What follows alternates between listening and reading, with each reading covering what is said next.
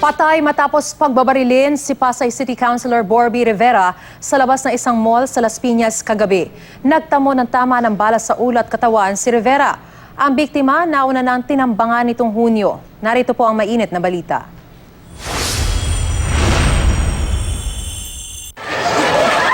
Biglang nagkagulo ang mga tao mula sa mall na ito sa Las Piñas kagabi.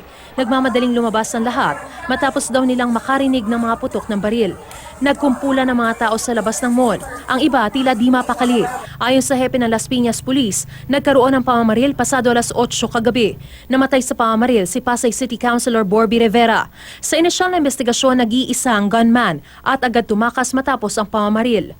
Habang nag-aantay sa labas ng door 4 ng SM South Mall si Borby Rivera at ang kanyang mga kasama, ay nilapitan siya ng isang gunman at pinagbabaril. Ang ginawa ng mga kasama ni Borby Rivera ay pumutok din. Kaya yun ang dahilan para tumakas yung gunman. Dead on arrival daw sa ospital si Rivera. Dahil sa pamamaril, isinara ang bahagi ng mall para masiguro ang kaligtasan ng mga tao. Binuksan muli ang mall na ideklara ng kanilang security team at ng pulisya na ligtas na ulit at pwede nang ibalik ang normal operations.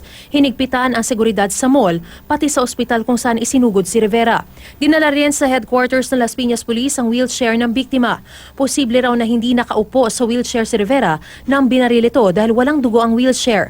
Naka-wheelchair si Rivera matapos tambangan ng kanyang sasakyan sa Rojas Boulevard sa Pasay City noong Hunyo.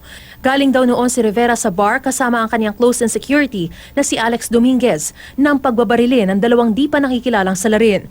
Nasugatan noon sina Rivera at Dominguez pero nakaligtas. Patuloy ang pangangalap ng ebidensya ng Las Piñas Police at hiniling na nila sa pamunuan ng mall na magbigay ng kopya ng kuha ng mga CCTV sa lugar na pinangyarihan ng krimen.